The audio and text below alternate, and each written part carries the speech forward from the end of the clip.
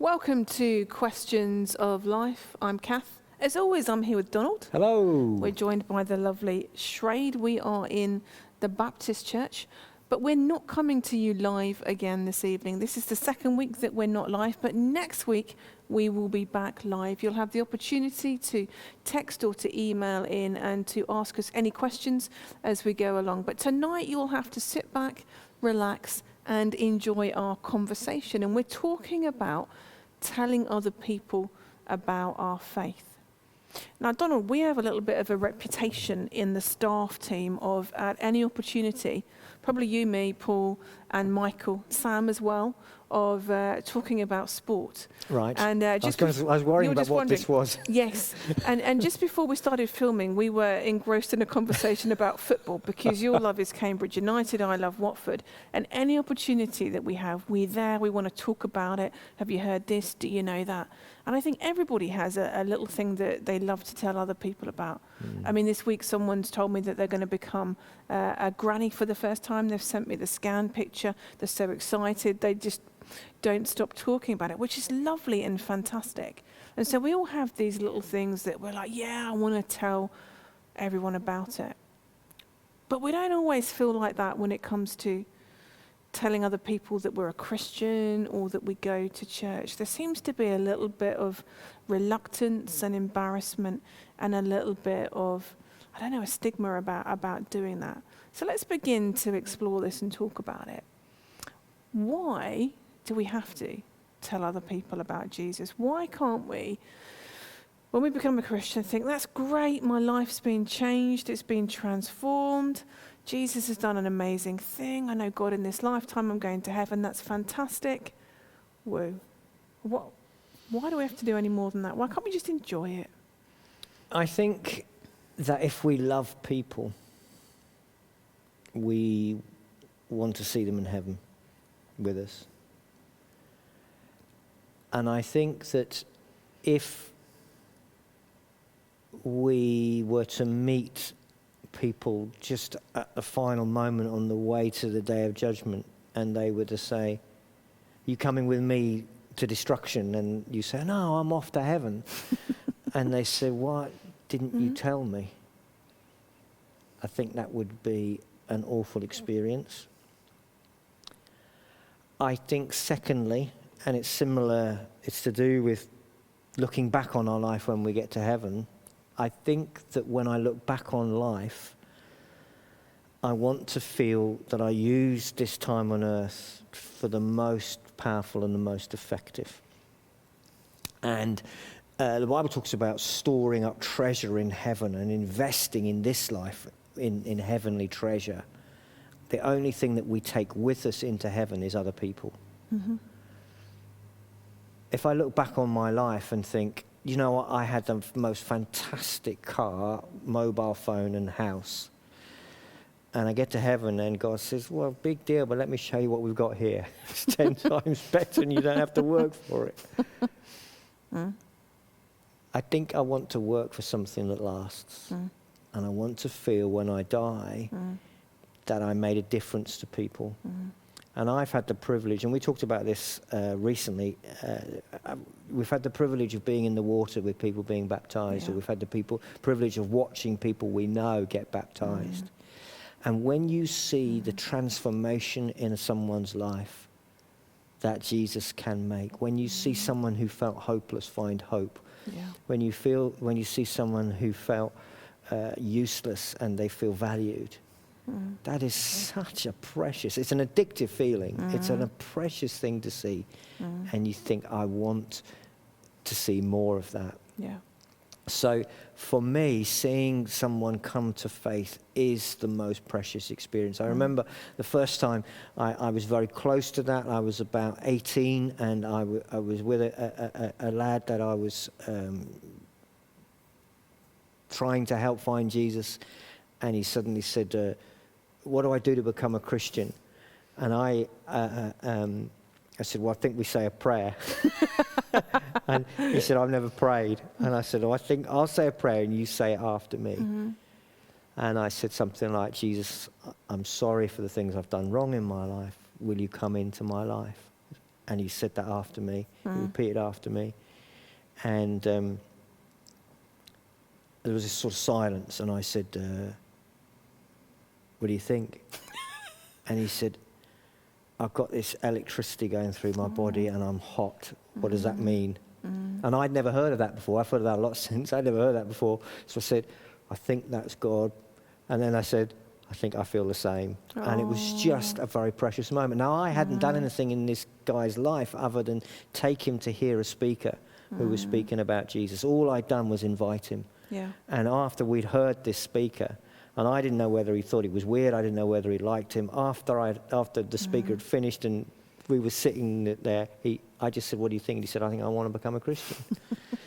So that is such a precious experience. I would encourage everyone to be praying that at some point in your life, not necessarily that you have to say a prayer with somebody, but at some point in your life, you are able to hear somebody say, in the waters of baptism, on the platform at a church, you know, I found Jesus and I want to thank for introducing me. Yeah. I agree with you. There's nothing like it. That moment of just seeing a person say, yeah, I've decided to follow Jesus. It is the biggest buzz that you can get. And I think for many of us, we know that. And we want to be part of that. And we think, yeah, we want to see our friends, our family, our neighbours. We want to see these people experience what we've experienced and have their lives changed.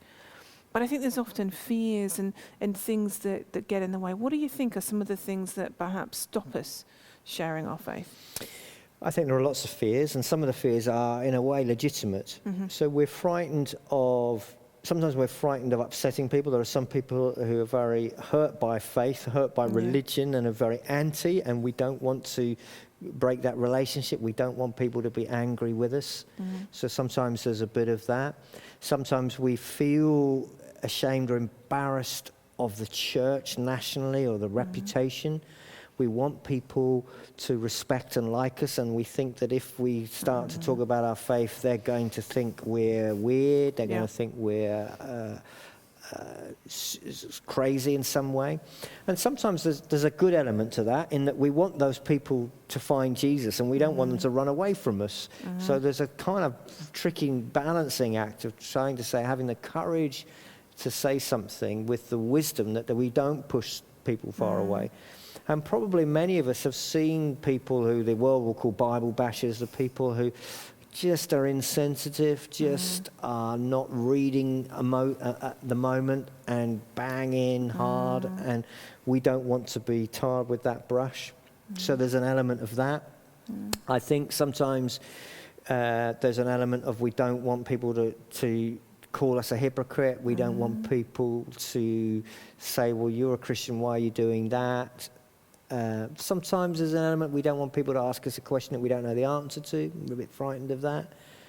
But I think in the main, it's to do with this reputation that we don't want to look odd. And the way our culture is at the moment, to be a Christian, it feels like we're odd. And one of the things that's increasingly common, so a few years ago, the big thing was we don't want to appear to be a hypocrite. The big thing now is we don't want to appear to be judgmental. And so for many people, the word, we talked about this before, the word that goes with Christian is intolerant, is bigoted, is homophobic.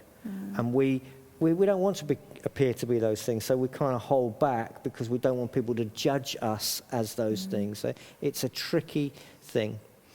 I think the way that we go about it is key to all of this. I think for me, I always think the foundation has to be prayer.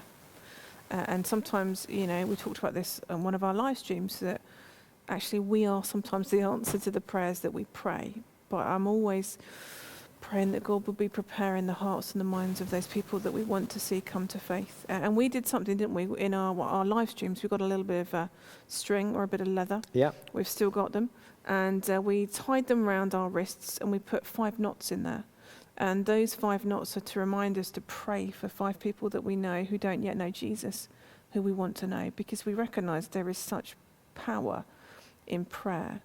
But alongside that, I think there needs to be a sensitivity in the way that we do it, but also a taking of the opportunity.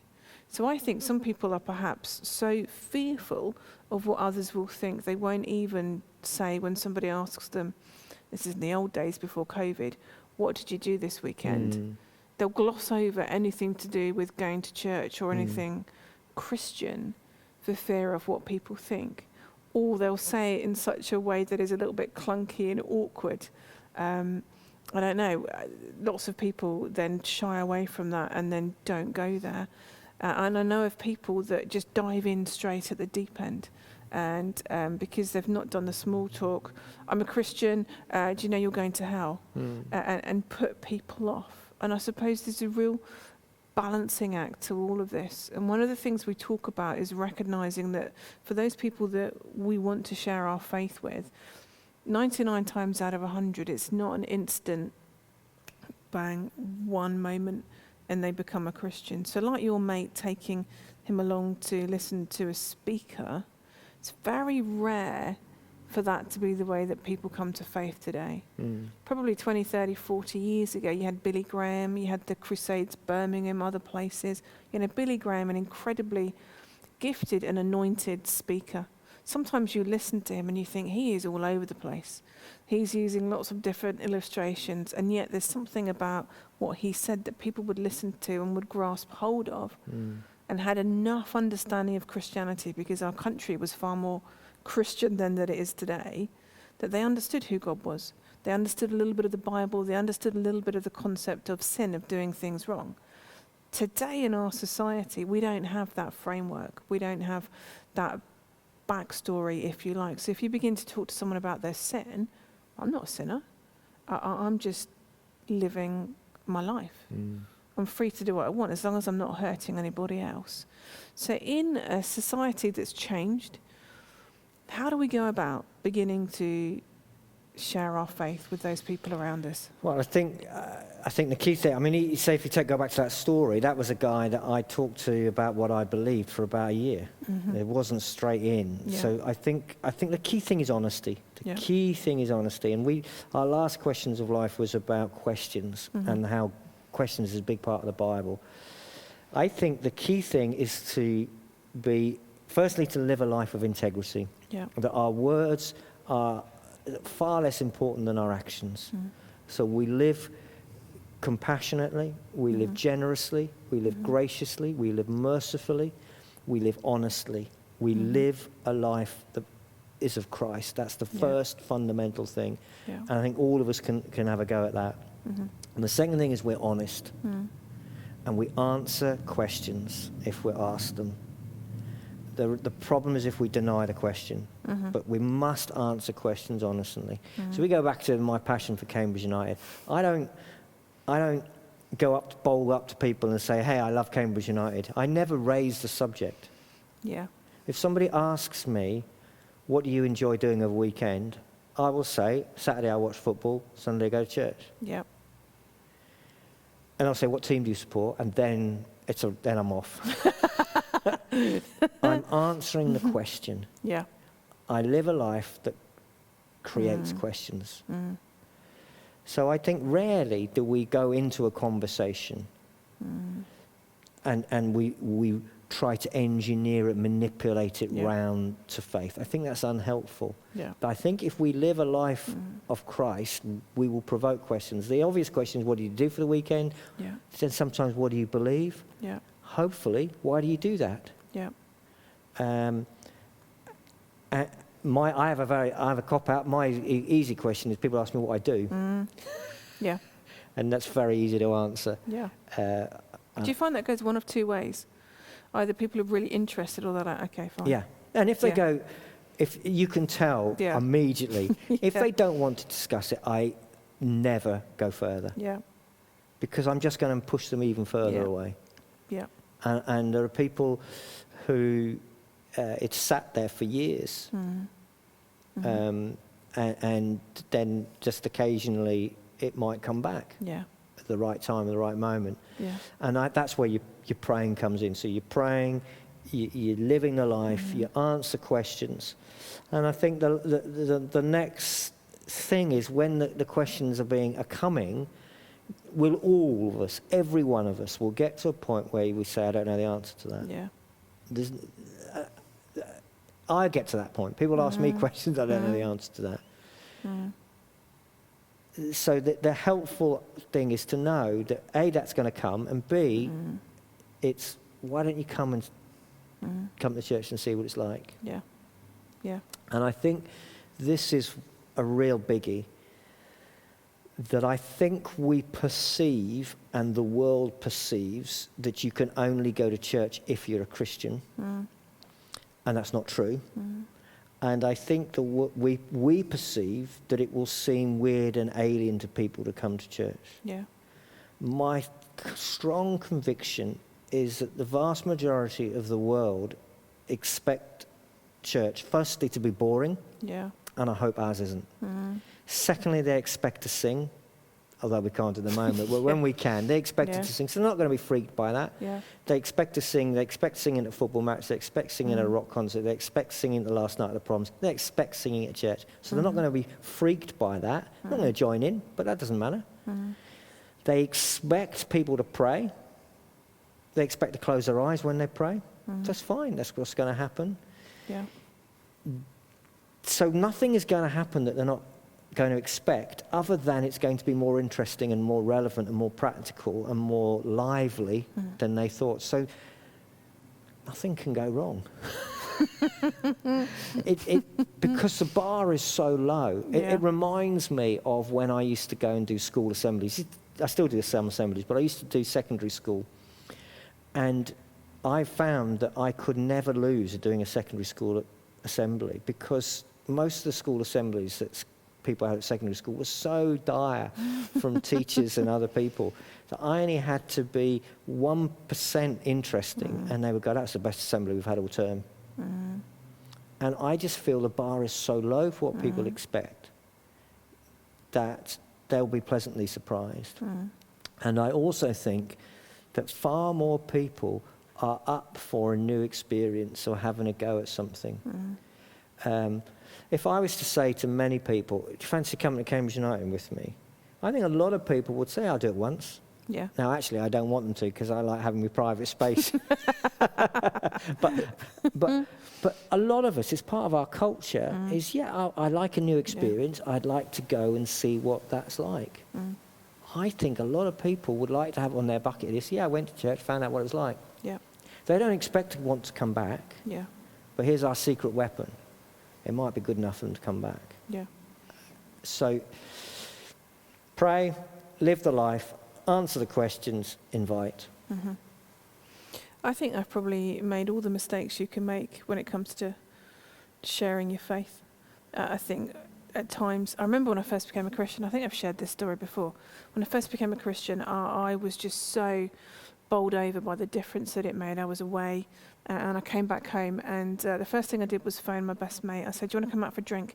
I've got this most fantastic news to tell you. So we met at the pub, and I was like, right, I'm just going to tell her about Jesus, because this is incredible. How is she not going to become a Christian? So she had no say in it. She had no idea what she was walking into, but she trusted me enough because she'd known me for years. So we get to the pub, buy her a drink, we sit down. I'm like, Neen, the most amazing things happen. I've become a Christian. And I talked about my experience, and she goes, that's great. I've got a few questions. And I thought, oh, good, this is fantastic. Ask me your questions. And I hadn't been prepared for any answers or anything. And the first question she asked me was about suffering. So you're telling me that God loves you and God's changed your life, but what about all the children that are suffering around the world? And I was completely floored by this question. I'm like, why are you asking that? Why don't you just hear the bit about God loves you? Why do you not want to become a Christian? And so we had this row. I'm really embarrassed to say this. And it ended up with me telling her where to stick it and walking out the pub. That was my first effort at sharing my faith. My heart was right, but my actions and where I went about it was wrong. And so I learned two things from that. Number one, I learned that not everybody is ready immediately to become a Christian, and I need to take them where they're at. And it's not always right to force onto somebody my wonderful story, but to wait to be invited. But the second thing that I thought is that I need to have some answers. I never thought at that point I was going into Christian ministry. There was no thought that my job would end up explaining the Christian faith to people, but I just somehow felt, okay, there's more to this. It's not just simply about me saying, Jesus has done these wonderful things in my life. And it wasn't about me having such a great grasp of Christianity that I could do 50 Alpha talks. But for me, I was 18 years old to just become a Christian, didn't have a great lot of Christian background.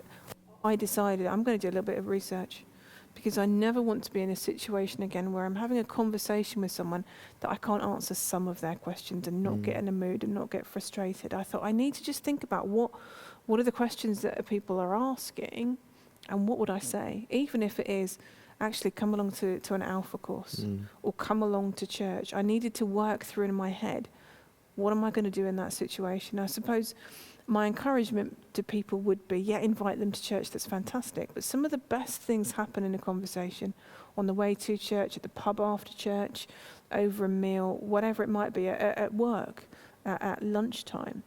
And it's not saying that you have to have a complete grasp of every bit of scripture and have every answer, because I think we have to be authentic. And I think, like you, there are times when I say, do you know, I'm not sure. I'll get back to you on that. But to have just some kind of level that we can converse with people, I think is really, really important. I think so, and I think the questions that we ought to work out our answer to are things like, why do you believe? Yes. And that's a personal answer. What difference does it make to you? Yes, that's really key. And being able to answer those two questions and to say, I know why I'm a Christian and I know the difference it makes. Yeah. I think we can all answer that. All the theological questions, some of us can work out the answers, and that's great. Some of us can say, there's questions of life on suffering or whatever. That's fine. But we need to be able to say, this is why I believe, and this is the difference it makes. Yeah. Yeah, absolutely. And so I think as well, for me, there's a balancing act between waiting for somebody to ask and for having a sense of God prompting and beginning to initiate a conversation. Where do you lie on that? I think I'm a bit of an anomaly because everybody that I know knows I'm a minister of Sutton Coldfield Baptist Church. From the the people I watch football with to virtually everybody knows that. So I kind of think I pray and I wait for the questions, and I think that. So I think my general feeling is we have to live the life, and if we live the life and if we are praying, I believe the questions will come. It's then knowing, okay, I'm starting to get questions. What am I going to do? Am I ready to say, come to this, watch this? I think one of the great things about the internet now is the ability just to click share and just to forward something and just say, we had that conversation the other week, thought you might be interested in this. So it is being able to take it the next step further. I don't have to raise the issue with people. So I guess I'm wary of suggesting that people raise a question, raise a subject when it's not being raised by other people. I think if you're in a situation and people just don't bring it up, I would just keep praying, keep living, but be honest about. I was at church the other week, or if you're talking about life, you can drop it into.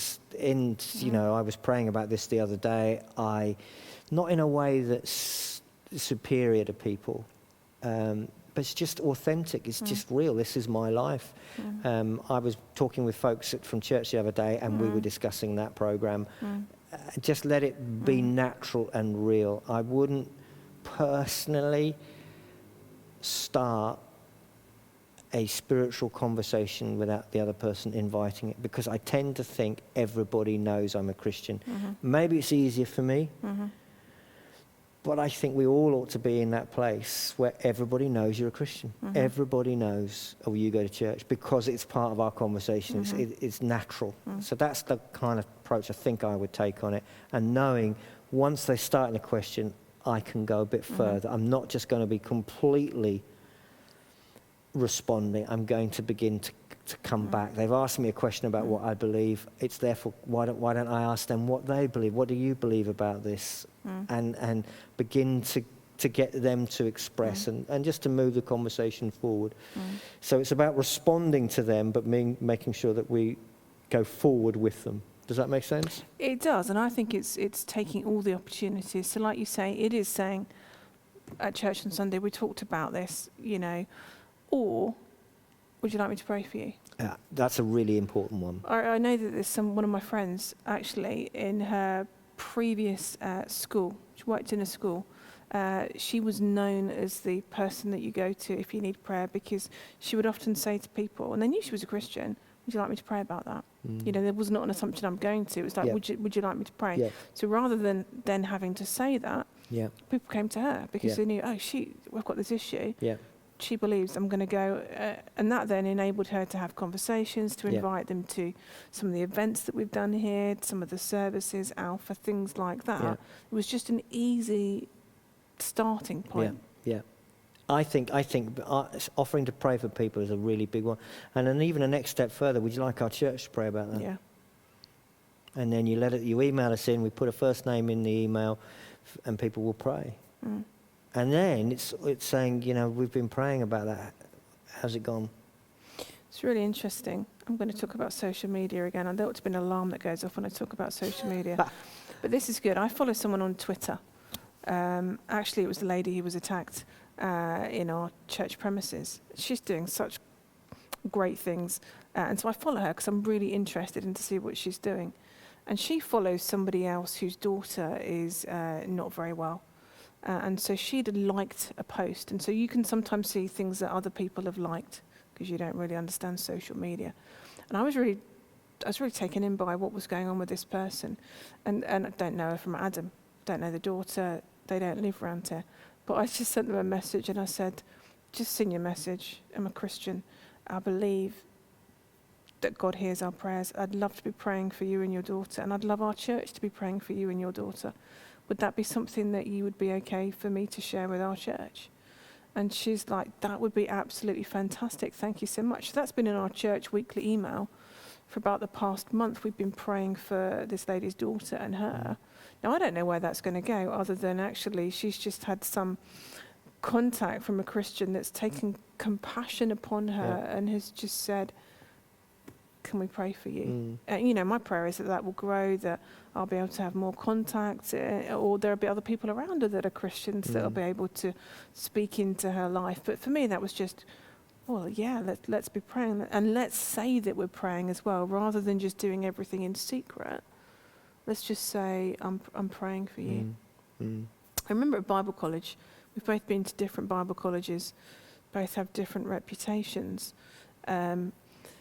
One of the things we both had to do, I think, at Bible college was street work, street evangelism, and door-to-door evangelism. Oh, yeah. Explain a little bit about that, and explain what you think are the joys and the not so effectiveness of it. So I think that every generation has to reach its generation in the way that is culturally the best. Yep.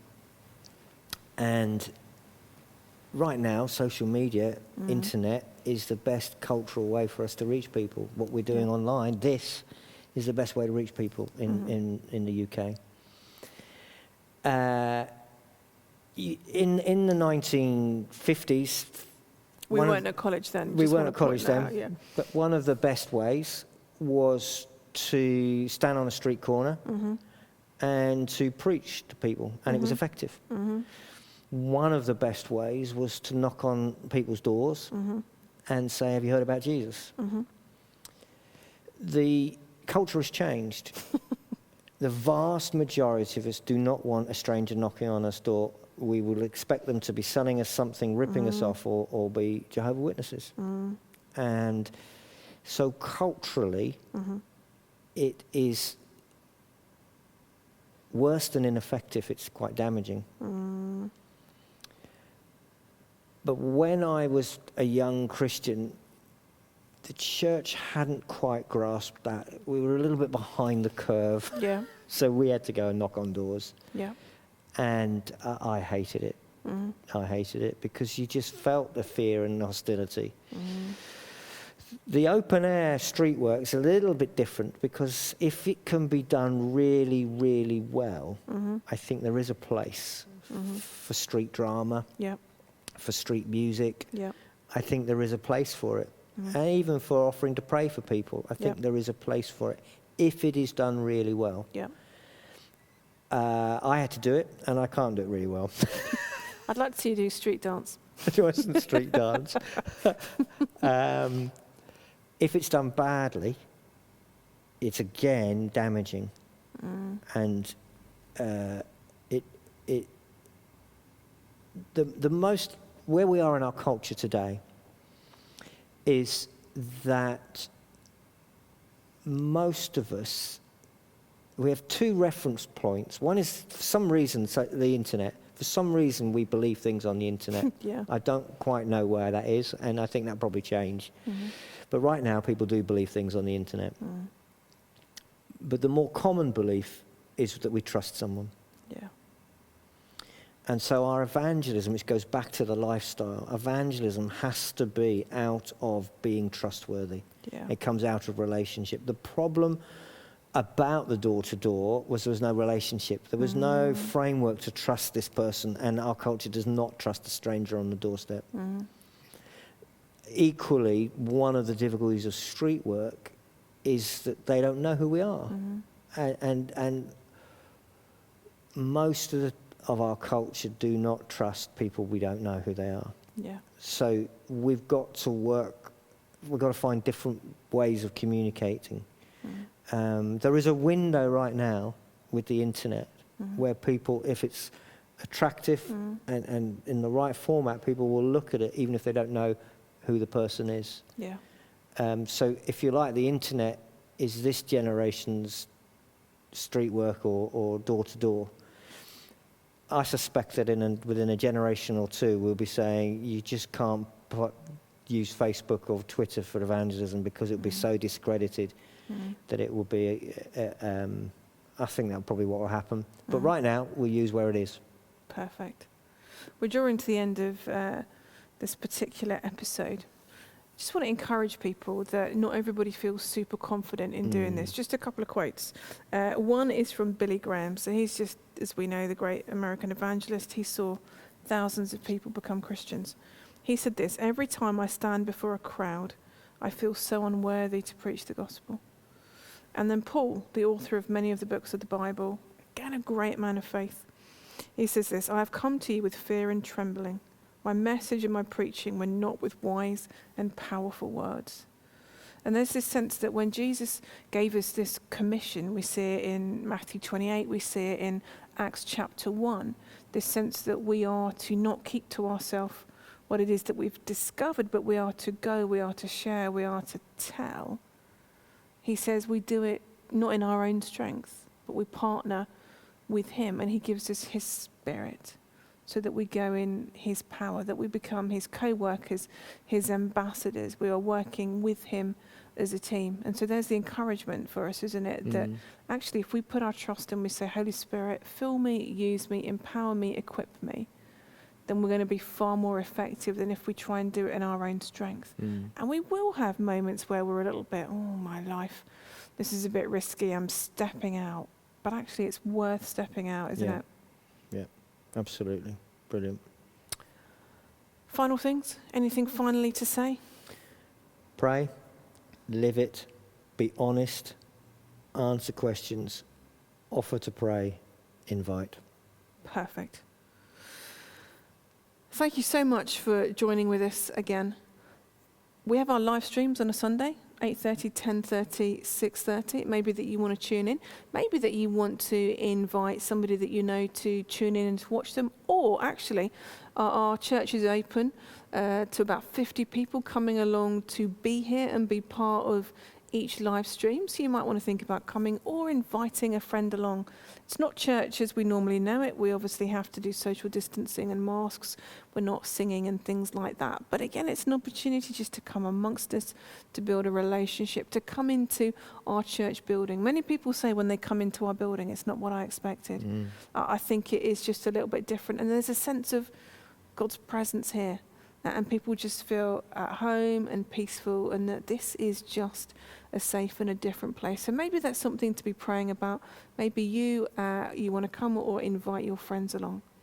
We'll be back next week. We're live next week. There'll be the opportunity for questions. Yeah, is it worth saying to folks, if you want to invite someone to a Wednesday night, just to email you? Yes. Yeah, if you want to do that, we're going to be opening up Wednesday nights as well. So if you and or somebody else wants to come along, email qol@sebc.org.uk, and we will make that happen.